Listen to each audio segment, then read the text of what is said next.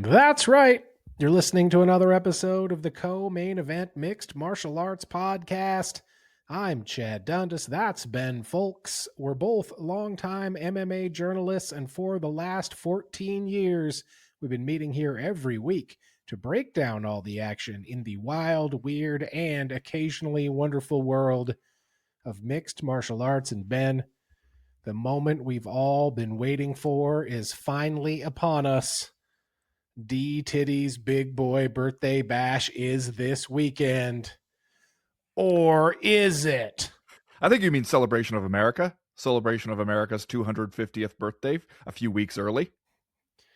D-Tiddy's big boy birthday bash going down on Sunday, as far as we know, as of this recording.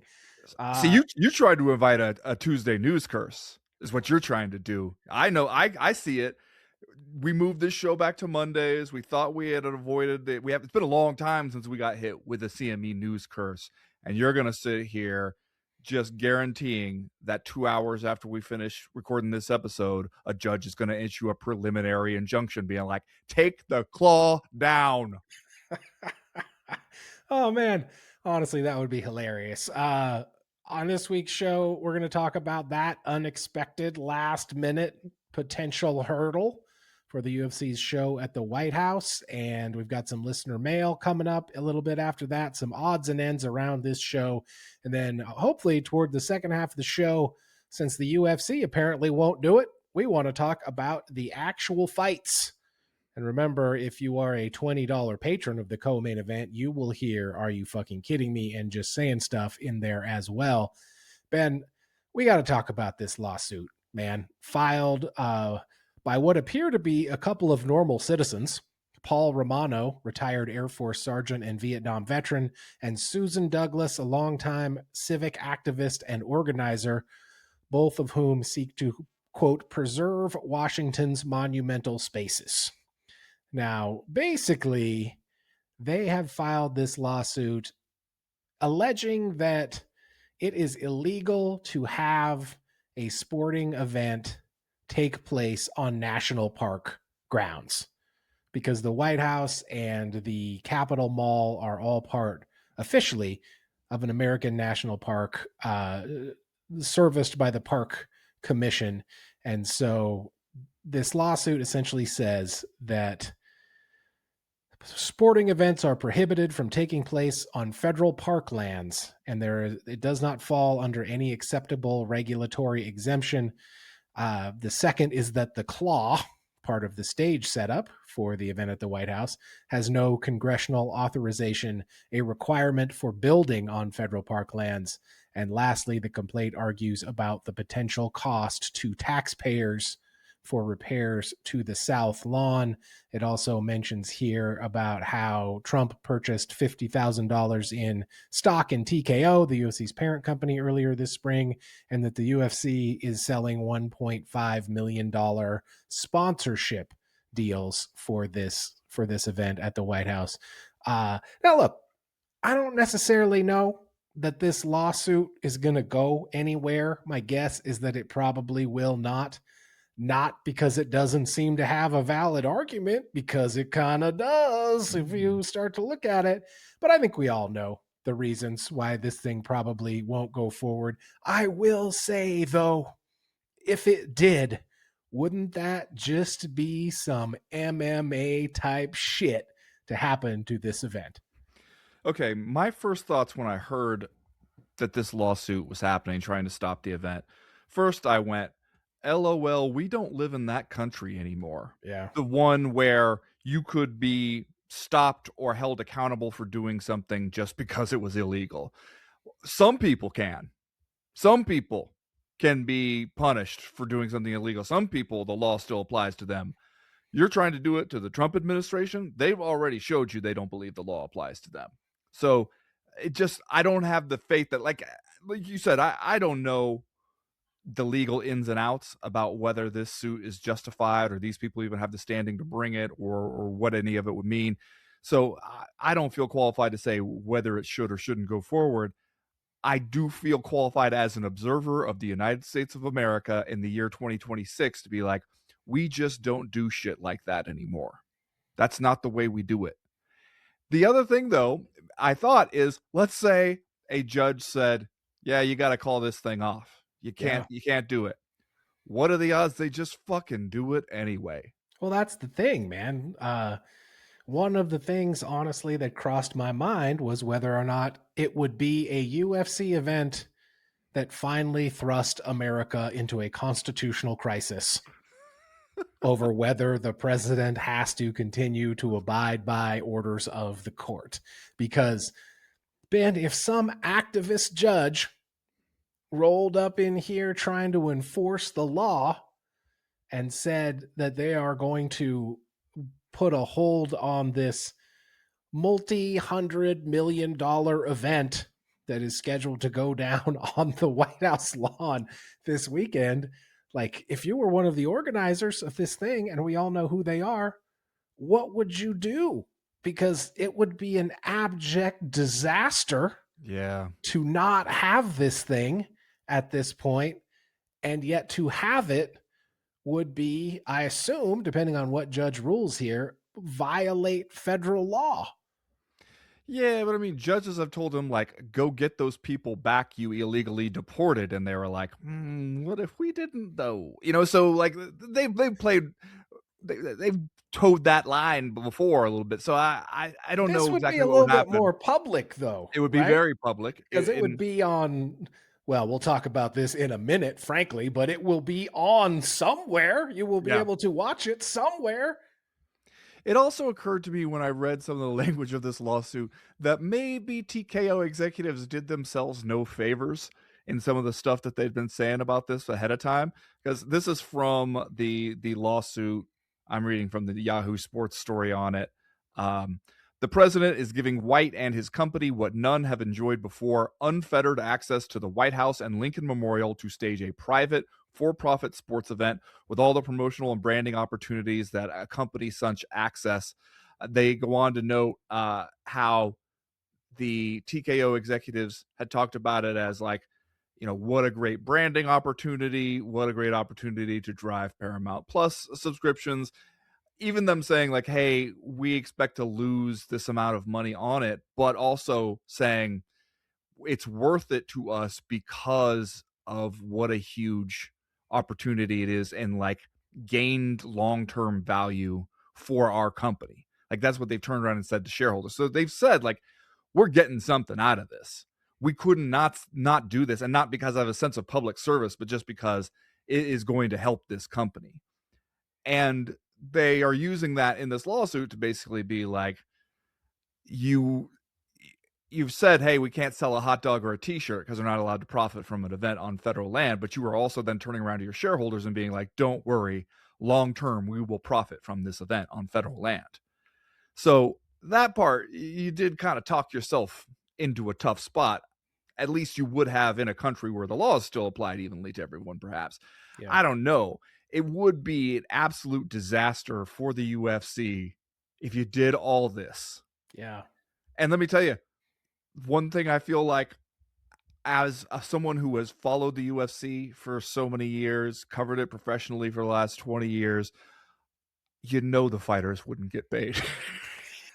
No, all those camps and shit they did, they'd get stiffed on it. It would that's just a given.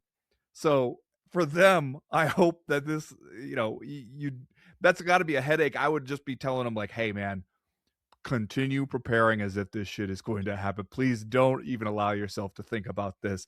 This already got to be such a weird fight week for them. Yeah. To show up here, to be doing, they're going to be doing like media stuff and press conference type public stuff at the Lincoln Memorial. We still don't know if you're going to walk out from the Oval Office or not. Like, it's going to be all kinds of weird shit. And then to have it hanging over your head like this is MMA in 1995 or something, like the event might not even be allowed to go forward. A judge might stop you from even putting this on. That's crazy. We're back to the beginning, Chad. We're back to our roots. There's a really pleasing circularity to it all, life being a flat circle.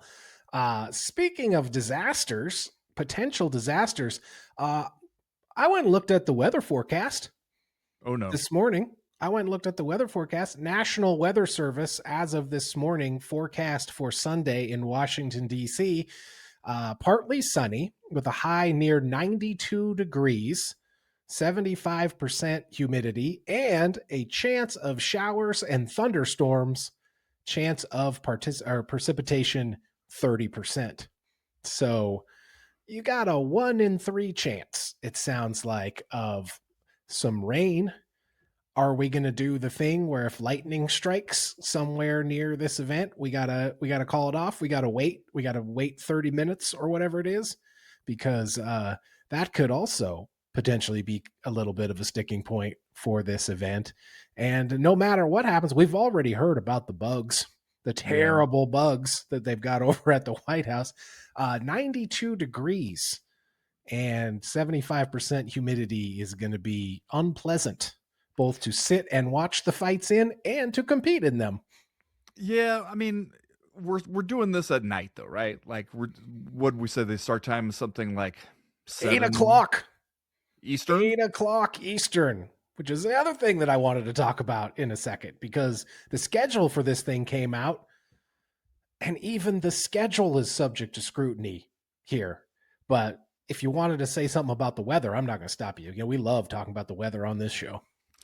Just a couple old guys talking about the weather. I mean, if you're doing it at night, then I don't think the temperature should be too much of a concern. I've talked to people about doing outdoor shows, and especially the people who try to do them during the daytime in any kind of like sunny weather. And that's the thing. It's like if you're going to do an outdoor show, you better hope it's sunny weather, right? Because otherwise, you run the risk of rain, and that'll really fuck your shit up.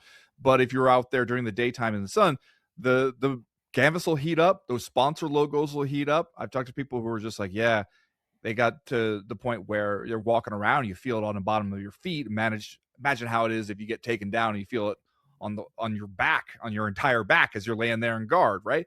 So Mm-hmm. that could be a problem. But if you're doing it at night, then the temperature should drop. That shouldn't be as much of an issue. I think that you get around some of that stuff. The rain is the big part. Like you can like even a little bit of rain, if it's fallen and getting the canvas wet, really, really changes the fight. And imagine if you have a world title change hands because somebody slips and falls, or just because like the conditions are weird. Like that, I think, is a serious risk. That if you get like a huge thunderstorm or something roll in and you had to just be like, this shit is postponed, that's Yeah, a disaster. that's a That's a disaster. And the claw is a giant metal structure, right? I do think they have, I think the pictures that I saw as part of the claw, which sounds stupid to just continue to call it that, looked like it had like a covering over the top of it. So maybe perhaps at least the rain wouldn't come directly down into the cage. But yeah, it'd be bad if the weather takes a turn. I don't know. I bet it's still going to be pretty warm, even if the sun goes down, frankly. Uh, and I will say, if somebody gets struck by lightning, you know it's Alex Pereira and Cyril Yeah, Gahn it's in the gotta heavyweight be title it's fight, gotta be a because UFC heavyweight title fight if there's a lightning strike. 100%. probably it would happen just as they wrap the belt around the winner's waist, and Tom Aspinall is strolling up into the cage so they can do a face off. Lightning strikes, everyone killed instantaneously.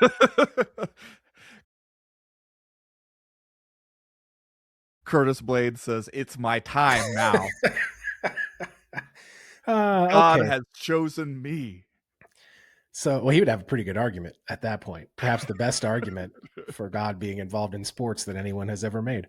Uh, the official schedule for this thing came out today, I believe, Ben. I looked high and low. I looked at every copy, every printed copy of this schedule, which is to say online copy of this schedule, everywhere I could find it. And none of them, zero schedule, said anything about CBS. None of them. They all said Paramount Plus. Even the UFC's website, which I'm looking at right now, has a thing that you can click on that says how to watch. If you click on it, it says start times, main card, 6 p.m. Mountain Time, which is 8 p.m. Eastern. Watch on Paramount Plus is what it says. The other thing, is that they don't differentiate on any of these schedules if there is a main card and if there is a preliminary card or what starts when. There Hmm. it's all 7 fights are listed as the main card and it says 8 p.m. start time. On one of the schedules I saw, the rest of the fights were separated out from the lightweight title fight. Like there was a start time for those, and then above that was the lightweight title fight. So I don't know how I'm supposed to read any of these schedules, what if I'm supposed to take anything away from these schedules, but it seems to me we're still being cagey. We're a week Yeah, out and we're being cagey about where this thing is going to air and what is going to air where, which seems inconceivable considering that this is you're saying you're going to get Super Bowl like numbers for this thing. They don't decide where the Super Bowl is going to air like day of the fight, no, they day of the don't. game. They don't decide right before kick. So it's bizarre to me that we're still in this position even with just the run of play, the schedule of events. They do typically announce where the Super Bowl is going to air in advance, Yeah. well in advance. Uh, and it's got to be intentional at this point, right? Because I know when working on my stories for this week, I emailed Paramount executives, reached out to them to be like, "Hey, what can you tell us about this?" And just nothing. They're doing these stories like this one in the Hollywood Reporter we talked about last week that seemed to really promise itself as inside this plan to host a UFC event at the White House. And a lot of the language in that you heard from Paramount executives, from TKO executives, really harped on this is a great opportunity to grow Paramount Plus's subscriber base. And that seems at odds with this is a birthday party for America and for all Americans, and we wanted to have the biggest possible viewership numbers because they don't put the Super Bowl, they don't hide the Super Bowl away on a subscription streaming service, at least not yet. It's you want to do those kind of big numbers, then you would think that if that was the goal, you'd want it available on as many platforms as you can. Yeah. CBS is basically available to anybody got a TV with an antenna on it. You kind of get yourself into some CBS. So if you made the decision to either only put a little bit on CBS or maybe none on CBS, if you're really just driving it toward Paramount Plus, that suggests your goal is monetizing this event Yeah. immediately, not like earned value going forward that they've talked about before, but right now help Paramount Plus make some of that money back that it has shelled out for the UFC. It also, here's where we get into a little bit more of a philosophical conversation, but there is something off-putting and yet exactly on the nose about saying this is a birthday party for America. This is a celebration of America. You got to pay the cover charge if you want to get in. Like not, hey, this is a birthday party for America. Here it is. It's for everybody. It's for all Americans. Everybody gather around and enjoy. No, it's only for the people willing to pay the cost to sign up for the subscription service. I mean, that is, I guess, where we are in America at this moment. Even our big self-aggrandizing parties, we got to make some money off of it. God damn it. That's what America is about. It's making Yeah. that sweet, sweet money, Chad. Yeah. But it also feels like, man, we really, especially with the Trump administration, the guys out here selling Bibles and whatnot. You Selling think, coins for this. yeah, I that's saw commemorative coins for this event that they're not supposed to profit on, but Trump's official coin partner, which is to even say those words about an American president, tells you where we have arrived yeah, I at saw this that point too. in time. And the ad that I saw for it had a picture of Dana White that's clearly from like 2012 or Yeah. something. Like, Yeah. bro, you don't, none of us look like that anymore, bro. You especially do not look like that anymore. But it does this kind of like highlight for you. All right, yeah, hey, birthday party for America, but also we need to make some fucking money off of this birthday party for America. Yeah. You're not going to get into this birthday party for America for free. Well, you didn't think that, did you? Like, no. There's also the kind of thing.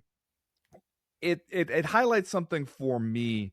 I've been working on this story this week. Got to talk to the good doctor, Pat Wyman, about sort of historical parallels. I talked to a guy who is a historian who specializes in like Roman gladiator history, and he was kind of talking about the comparisons there are obvious, But he was saying one of the reasons it worked for sort of Roman emperors is created this feeling among the common people. Hey, the emperor's just a guy like you, man. He likes sports too. He likes the games. He's here watching it with you. You go to the Coliseum, you watch the stuff. You're here, you're watching it with him, basically. Even if you might not be sitting next to him, here you all are together. And here we're doing a version of that, except you plebs can watch it on TV outside across the street. The important people can watch it in here.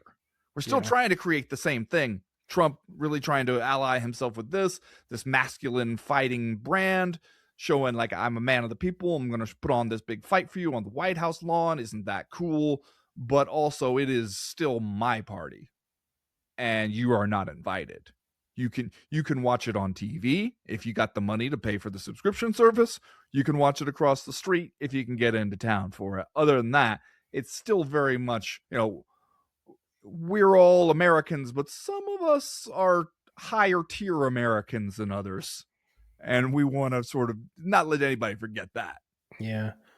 Not to belabor the point, but it boggles my mind that the the schedule is still this unclear a week out. Like, you're not starting a 7-fight card at 8 p.m., right? You're going to have a preliminary portion of this that happens before that, especially if you want D-Tiddy to stay awake for it. Like, you're not starting a 7-fight card at 8 p.m. There's no way. He can stay up at night. He'll stay up all night sending fucking Truth Social posts. It's during the day that the crash hits him. I do wonder a little bit if the plan is, let's not tell you it's on CBS until right before. Let's see if we can get some people to preemptively think that they're going to need to sign up for Paramount Plus. And let's wait as long as we can. But even then, is the goal or not to get as many viewers as possible? Because when Dana White is saying we're anticipating Super Bowl type numbers, Trump is saying it's going to be the greatest show on earth. People are saying this is going to be a historic, like one of the greatest sporting events of all time.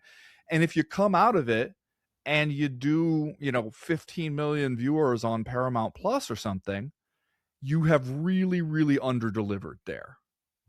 And I think that would be embarrassing for them, just because, especially like it's going to be held up in comparison to the MVP MMA event on Netflix.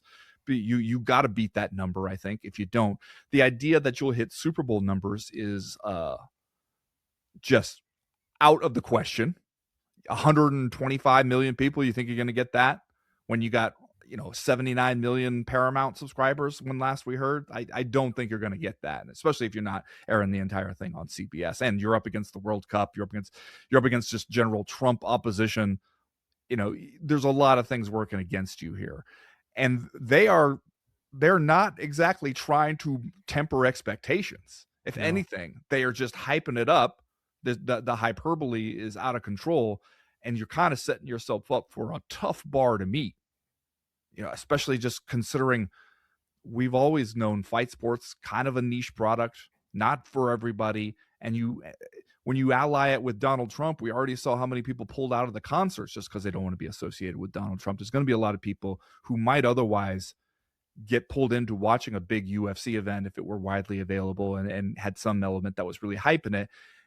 But when it's associated with Donald Trump, there's a lot of people who would just be like, I will not watch this on principle. Plus, you've done to this point almost nothing to sell us the individual fights, to get us excited about those particular specific fights. Maybe that changes this week. I hope it changes this week. But to this point, you have done almost nothing to tell people why they should be excited to see these people fight on this day. Remember, you're listening to the Co-Main Event podcast proper. This show drops every Monday afternoon for free in your timelines and podcast libraries. But if you want even more of the Co-Main Event, you can find Ben Folks and myself all week over on Patreon. Hit us up at patreon.com/co-main event and get loads of extra audio and video content, as well as access to our official Discord message board where they're talking fights and a lot of other stuff literally all the time. Another great way you could support the show is by going to co-mainevent.com and checking out our merchandise shop. We got t-shirts, we got hats, we got hoodies, we got lots more. Stop by and pick up our best-selling Daddest Man on the Planet coffee mug. Father's Day is this month, Ben. Coming right up. Better order fast. Better order right now as you hear the sound of my voice. The daddest man on the planet coffee mug and or t-shirt is a tremendous Father's Day gift, but we end up selling a lot of them right around this time, so don't wait. Get in there and get that thing ordered so it gets to you on time. You want it before Father's Day. You can get that. You can get yourself a Bobby Nux t-shirt. You can get yourself a Dundasso t-shirt. You can get yourself a Volcamania t-shirt. We got it all. Just go to our website, comainevent.com, and click the link at the top of the page that says shop. As always, we partner with our friend Johnny Ashcroft on the shop. He is a graphic designer from Portland, Oregon. We can't recommend him highly enough for all your design needs. Hit him up at studiosuperconductor.com or on Instagram at Studio Superconductor. All right, like we always do about this time, let's do a little bit of listener mail. Listener mail.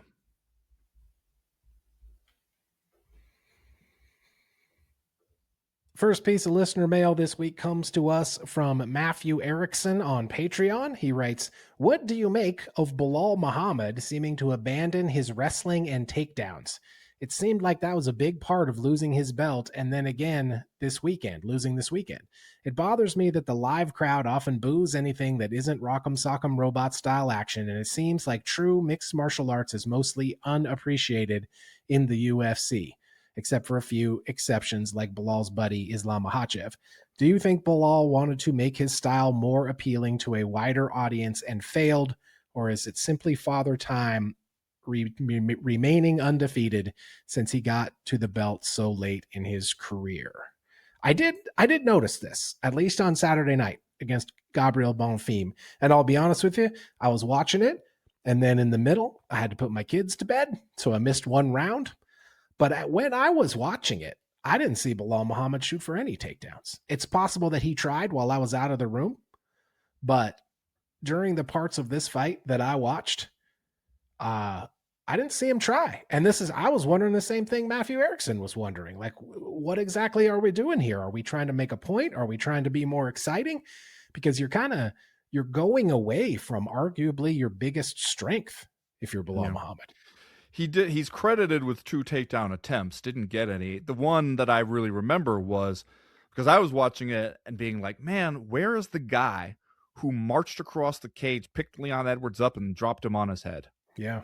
Because this fight, almost immediately, as soon as they start, he's backing up and he's got his back to the fence. And he's fighting really into Bonfim's hands, where they're fighting mostly a stand-up game. When he does come forward, it's mostly in a sort of sudden rush, and Bonfim was hitting him with that check left hook that was making him rethink it just about every time. Yeah. He was getting caught just kind of hanging out on the end of Bonfim's reach, and then when he would try to circle left or right, Bonfim was letting him circle right into body kicks over and over again. So it was a smart plan of him. But I was just wondering, like, where is the aggression? Where is that Bilal Muhammad just coming after you and forcing you into his kind of fight? Because he didn't seem like, from the very beginning, it didn't seem like that was there. In the third round, I believe it was, at the very start of the round, he basically went right across the cage, shot a double, almost to the point where I think like Herb Dean almost got in the way because it was that quick as soon as the round started. But didn't really come close to getting it, ended up in a clinch against the fence. Bonfim seemed like he was laughing at it at some point, and then just circled off of it and was out pretty easily. And so maybe that was an indicator that it wouldn't have made a big difference if he had gone after there and pursued a wrestling first strategy. But just the entire the attitude with which he fought, where he was just sort of hanging back and letting Bonfim control the fight right away and pretty much throughout, I didn't understand that. And then at the same time, though, Bonfim was drilling him with some stuff, man. Bonfim, he hit him with several hard shots that probably put a lot of other welterweights away, or at least down. And Bilal Muhammad was taking them. Looked like he was feeling it by the end of it, but he was taking them. So you can't question Bilal Muhammad's toughness at this point. It didn't seem, though, that he was ever really much of a threat in this fight. And I didn't understand the game plan. And I also just felt watching him, it made me sad because I was just like, it doesn't seem like it's there anymore. Like, it doesn't seem like the fire is there. It certainly doesn't seem like the confidence is there.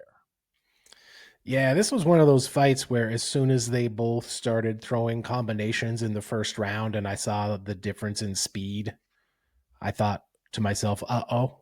I thought to myself, I think Bilal Muhammad is in trouble here. And he did, in fact, land a couple of good punching combinations in the first round that kind of made you think maybe he would have a chance, but no, he did not. And I think that brings me to this next question from Vlad the Impala. Now, Nice. and then in parentheses, it says bona fide Russian sex bot. This message also came into us on Yeah, Patreon. we've heard from Vlad the Impala before. Yeah, okay. Remember the nose took a bad beating on Saturday night. That's just cruel. That's a cruel thing to say. Remember the Unnecessary, Vlad. nose kicking the man when he's down. That's 3 in a row now. Where can Bilal go from here? I mean, honestly, it crossed my mind that he might, and I halfway hoped that he would retire after this one. Yeah, I mean, I don't he nothing he's said has really made us believe that he thinks he's at that point.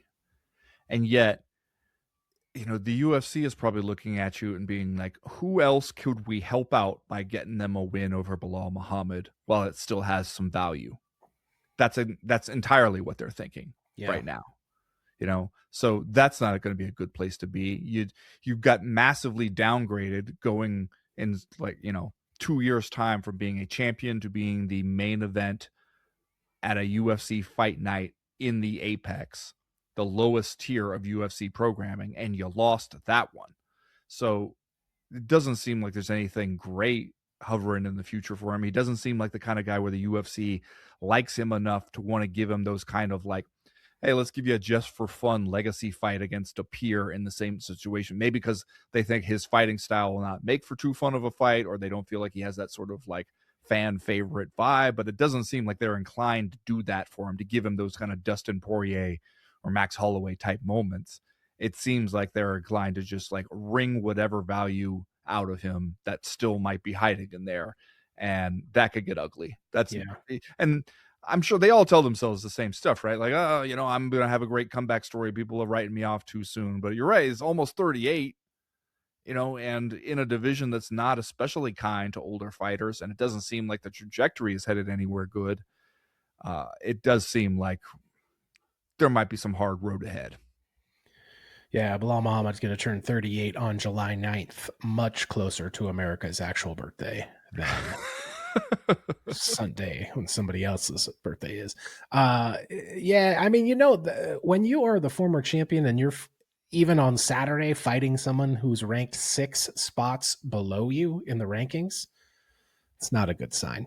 That's not a good sign for what they expect from you. And it's even a worse sign when you're never really seriously in that fight. Next question this week comes to us from the Greek bar asshole, who writes in to say, so is Trump just going to steal the UFC White House structure? And would that surprise any motherfucker? He has already said he's thinking about leaving it up permanently. The claw, I mean. Well, in fairness, what is the UFC going to do with it? That's true. Dana White hates outdoor events with good reason. You put it up for this, you're doing kind of a one-off outdoor event. I don't see the UFC really being like, let's keep that claw around because we never know when we're going to want to do another event like this. Like, this seems like it's only good for this. I don't know if the UFC has a whole lot of future plans for the claw, other than the most UFC shit I could imagine them doing it is cutting it into a million different pieces and selling them off. Yeah. Own a piece of the claw, Chad. You can buy, in case you're wondering, a replica red, white, and blue American flag championship belt for this event. You can go online and buy one of those. Would you like to guess how much it is? $300. It's $250. You see what they did there? Okay. I should have known that. You see what they did? That's on me. Next question this week comes to us from Matthew. I assume not Matthew Erickson, but a different Matthew, who writes in to say, is Ayman Zahabi the livest dog at Freedom to Insider Trade 250? Per Tim Welch, O'Malley was thrown off by the odd lighting at the Sphere. how is he going to fare in the crazy environment that will be the South Lawn? More broadly, do you guys think the environment will have a substantial impact on the fight outcomes? I mean, he said that thing about the lights at the Sphere after Sean, like after the fight. After when everybody Bars never one to make excuses, but Mm-hmm. so make of that what you will. The outdoor environment, who knows exactly? I mean, because we don't even know what the conditions will be like at the fight, so it could play so many different ways. As for Ayman Zahabi being a live dog, I'd say yeah, man. Like the guy's on a hell of a wing streak, so it he's looked good, you know, and he also feels like he's kind of in that Kyle Dawkins camp where people, when they saw his name on this, went, "Why? What did you do to get on this fight card? This makes no sense at all." And I agreed that in terms of just like narrative, it didn't seem to make a lot of sense. If you were looking at it in terms of just like where everybody is in the division, then it does make some kind of sense. But I could absolutely see a situation where Ayman Zahabi comes in here and wins this thing. It's going off at plus 340 right Whew. now. So if you think he's got a chance, that's not terrible odds. If you got $20 you never want to see again. I'm interested to see if the environment affects the outcome of these fights.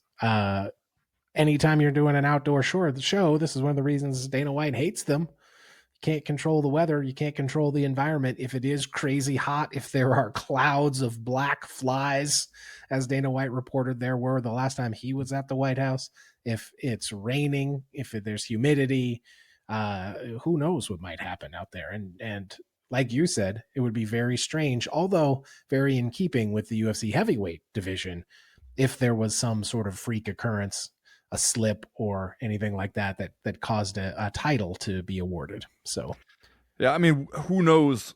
We're sitting around here basically looking at the fight card, being like, whose advantage would it be if there were a cloud of locusts to blow through this event? Who is most helped by hurricane force winds? We don't know. We just don't know. next question this week comes to us from James, who writes, is there any possibility WWE style Conor McGregor's music starts playing at the White House after the quote main event and we get McGregor versus Max on the night or somebody else? I think James is asking about Conor McGregor cashing in the Money in the Bank briefcase at the end of this thing. Obviously, Conor McGregor's not fighting anybody at this thing, but if you were the UFC, would you have him at this event? I mean, he comes with some baggage, but then the entire presidential administration we're dealing with comes with kind of the exact same baggage. Yeah. They don't seem to care.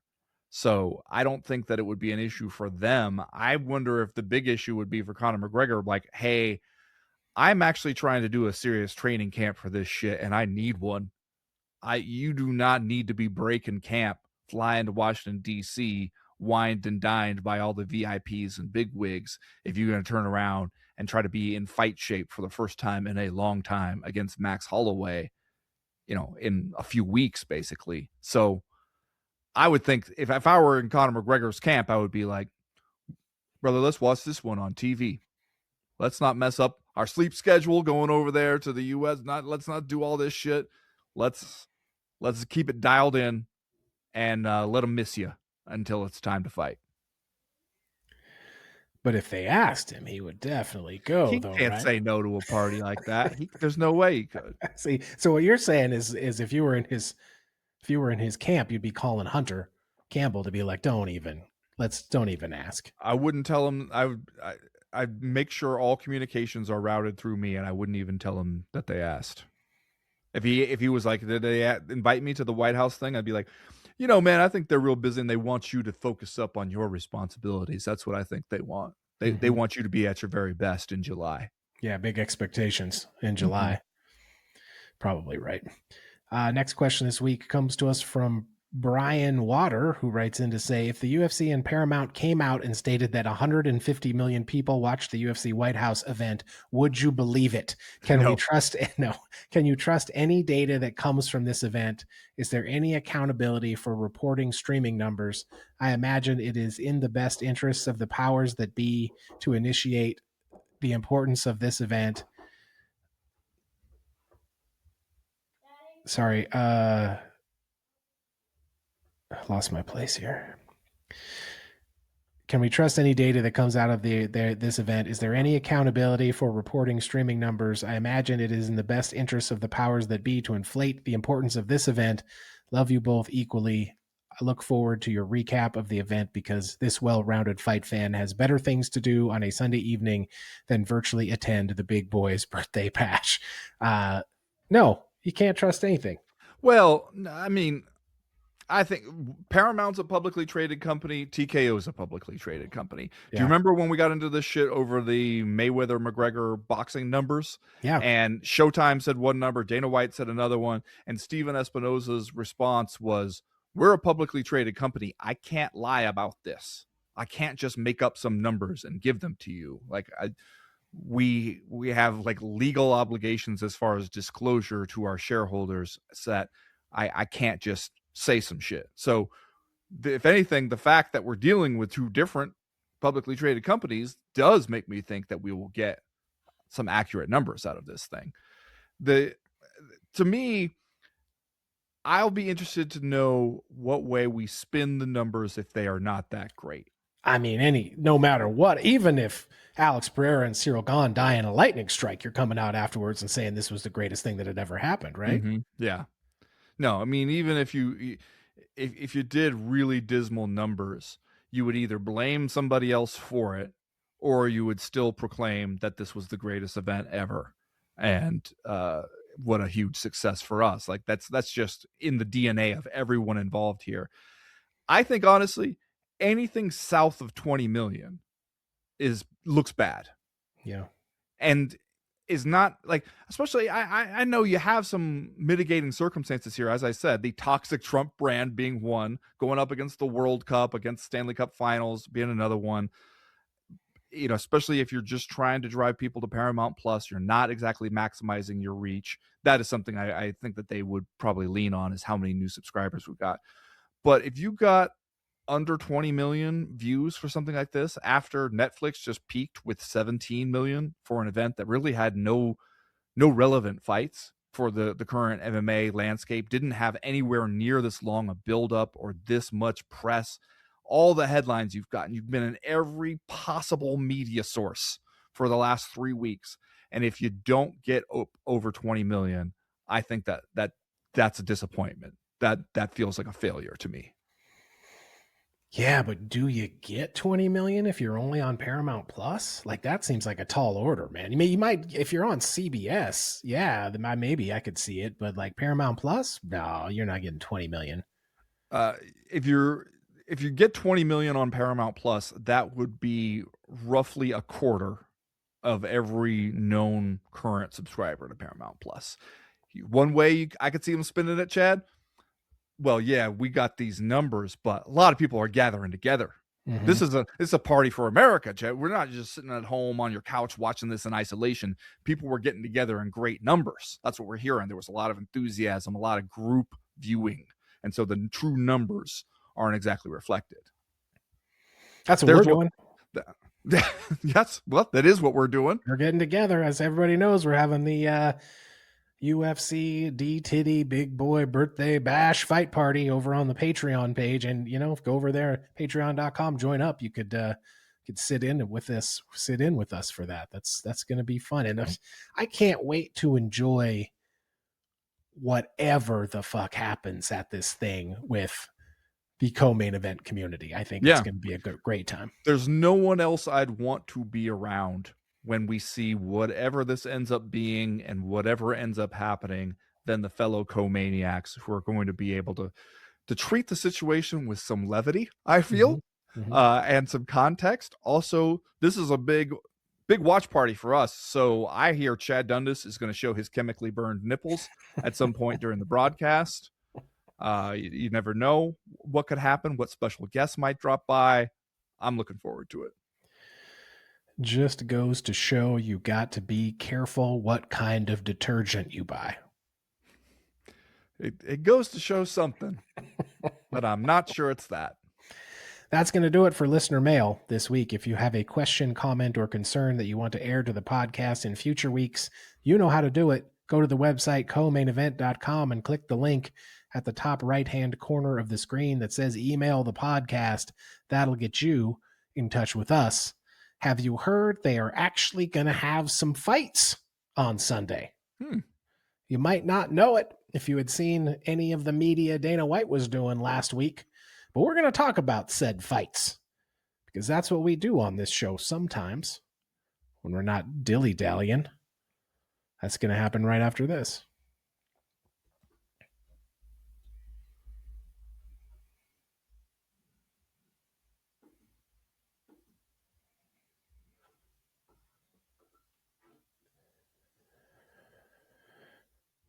Ben, as it stands at this moment, Justin Gaethje is going off as a plus 400 underdog to Ilia Topuria in the main event of this UFC White House card for the lightweight title on Sunday night.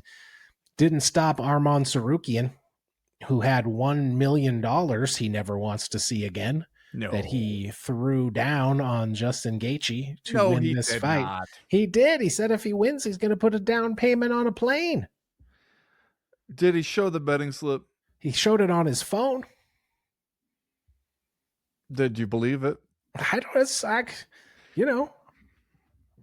You telling me you bet $1 million on the phone? How else would you do it? You go down in person? And briefcase. Yeah. Briefcase handcuffed to your wrist at the sports book. That's how I'd do it. $1 million on the phone. That don't feel right to me. I bet you'd be astounded how many people are betting big sums of money over their phone. How do you think Drake does it? Okay. Well, I assumed that Drake has just access to a completely different type of phone you and I never fucking heard of. But it's interesting to me. We had this conversation before, right? Where when Gina Carano and Ronda Rousey were fighting, that Gina Carano was a smaller underdog than Justin Gaethje was. And we were being like, man, that's what you need to be whispering in Justin Gaethje's ear to motivate him. Like, these people think Gina Carano has a better chance of coming back for the first time in like 17 years and beating Ronda Rousey than they think you, the interim UFC lightweight champion, have of beating the current UFC lightweight champion. And I was a little bit surprised to see that, if anything, the odds have kind of gotten longer. I was looking at best fight odds because they'll show the kind of movement, you can see like historically. Justin Gaethje opened at plus 385, and there must not have been a ton of takers because it went up there over 400. Now I think you're sitting at around they average it out at around plus 422, but still not people exactly giving him a great chance against Ilia Topuria. And when I picture this fight going down, when I picture the way it's likely to play out, I see what they're seeing. Yeah. It just, especially the Justin Gaethje we saw against Paddy Pimblett, just seemed a little too slow and ponderous and predictable. Remember how he was just like throwing and ducking his head off to the same side every single time? And you're just like, if Paddy Pimblett was even a little bit of a better fighter, he would really make you pay for that. And then you go from that to Ilia Topuria, who is one of, if not the very best in the world. That would concern me if you're Justin Gaethje. And I also think Justin Gaethje probably feels like this event, this venue, the thing everybody is expecting of him is to go out, put his head down, and brawl. And Ilia Topuria is exactly the kind of dude who could just dice you up if you do that. He's been doing it to people. So it's hard for me to picture a scenario other than haymaker lands out of nowhere because the MMA gods have a sense of humor, and ain't that just some shit that would happen? That's the only way I can really picture a Justin Gaethje victory here. Yeah, that's it, right? He's got exactly the proverbial puncher's chance. I think that's how he could win. Here it is, Arman Sarukian. He's on Dean the Great's kick stream when he does this. Places a $1 million wager on Justin Gaethje, which some websites are noting is a violation of the UFC's athlete code of conduct. He Yeah, says, I didn't even think it sure fucking is. It sure fucking is. You guys aren't supposed to be betting on UFC fights. I don't even know. I mean, I guess I totally lost the idea that of even having a code of conduct or anything, but like, didn't we go into some big shit about this? mm-hmm. Maybe they'll let him do it because it's so stupid. Like, right? They'll just be like, just this one time we're letting this guy bet because it's so dumb. You So dumb. can't do it. It's absolutely forbidden unless it's stupid enough to be funny. And then for the bit, we will let you do it. I'm going to tell you Arman Sarukian's reasons for placing this bet. Gaethje, bro. Every time Gaethje fought, everybody thought he's going to lose, but he always won, even the last one. No, not always. No. Chad, if he always won. I mean, I'm looking. Justin Gaethje has had 32 professional fights. Mm-hmm. If he always won, his record would be 32-0. You know what it is? I don't have that information in front of me. It's 27-5. So no, not always. Well, if he wins this one, Arman Sarukian's going to buy him a nice watch. That's what he says here. He's going to buy him a nice watch. If you bet $1 million at him at 4-1, I think we could do a little better than a watch, honestly. Yeah, I mean, Sarukian's putting a down payment on a plane, so there you go. I mean, I'm trying to think of a way that he might possibly be kind of right. But Justin Gaethje was the favorite against Max Holloway, and he lost that one. That was a time that he did not win. Against Khabib, he was an underdog, but not even as big an underdog as he is here. He was plus 240 against Khabib. He did not win that one, in case you've forgotten. Against Charles Oliveira, he was plus 136. Did not win that one. So I don't know, bro. Is that it? Was that his whole explanation? You're being just a hugest buzzkill right now, Debbie Downer over here.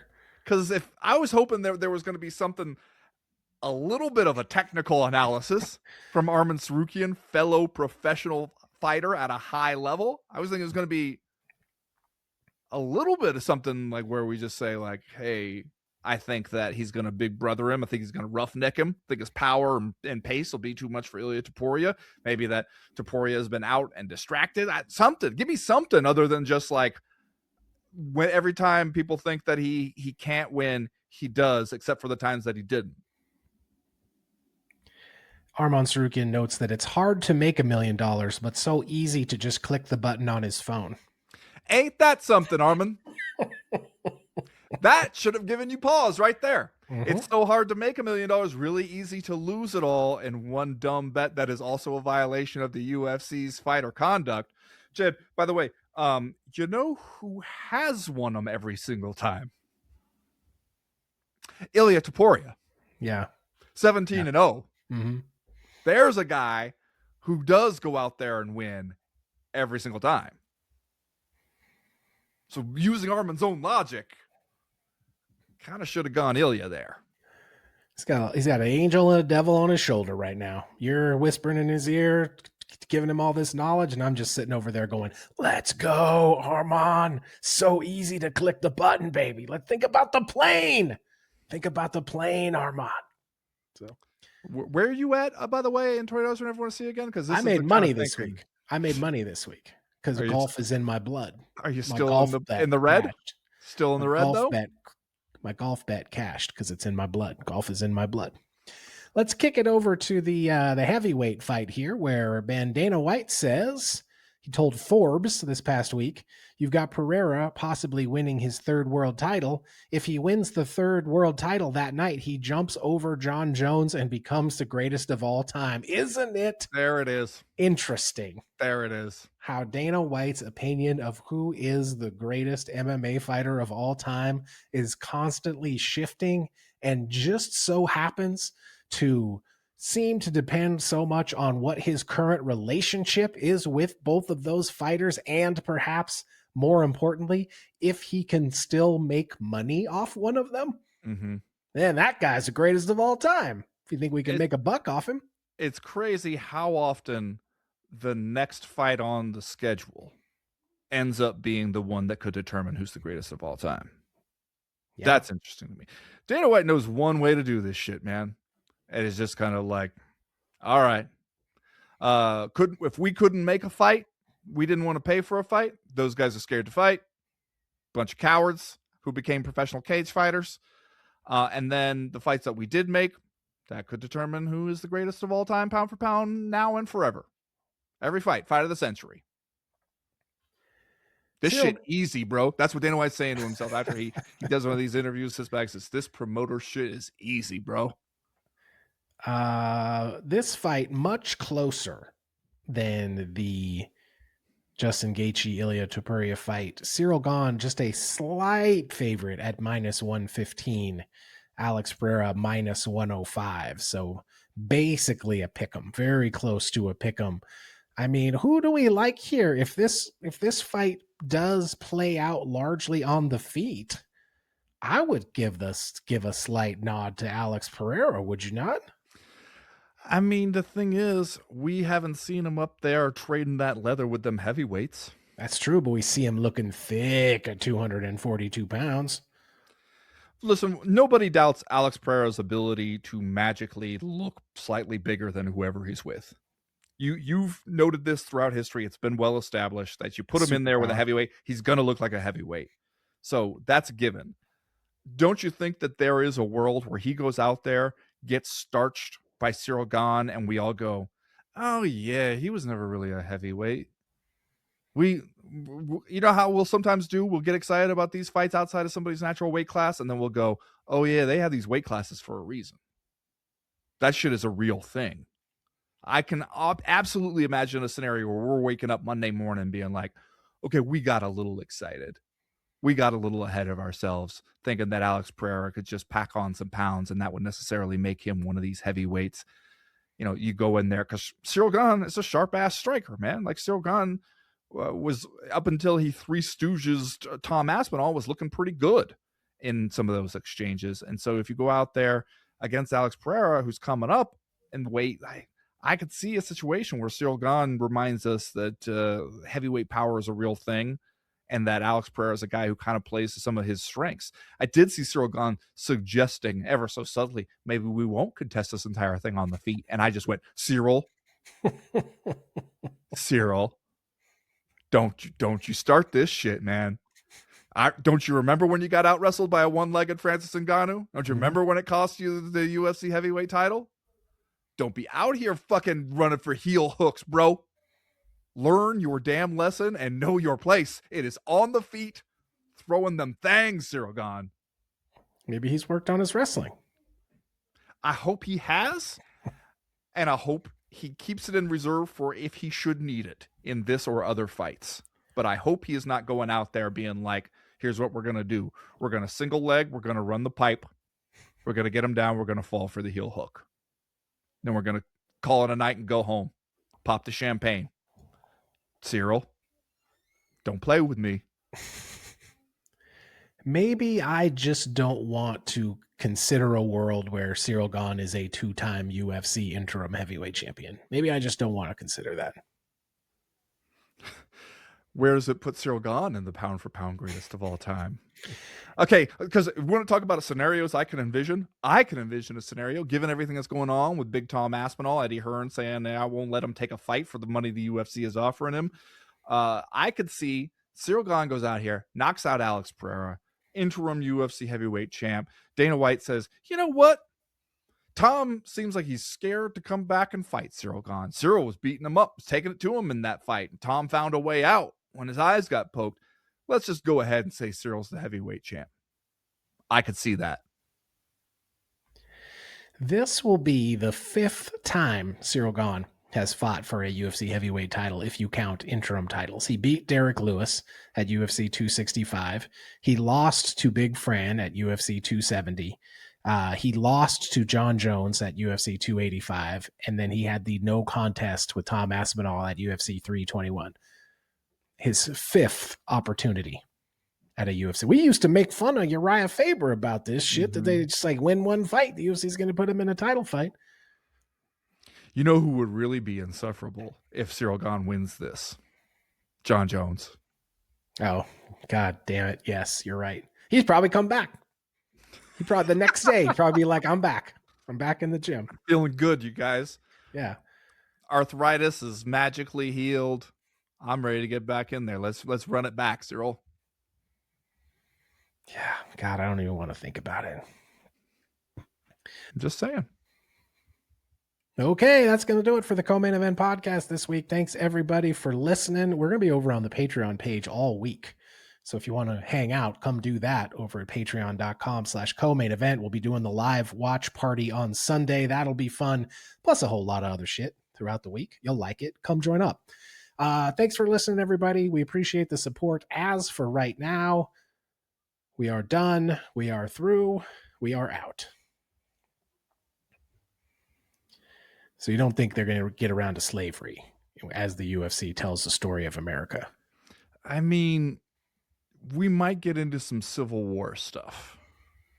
How do you tell the story of America and not mention that we had a fucking Civil War? Yeah. It's kind of a big deal. Just kind of ignore what it was about, though. States' rights. Just say states' rights.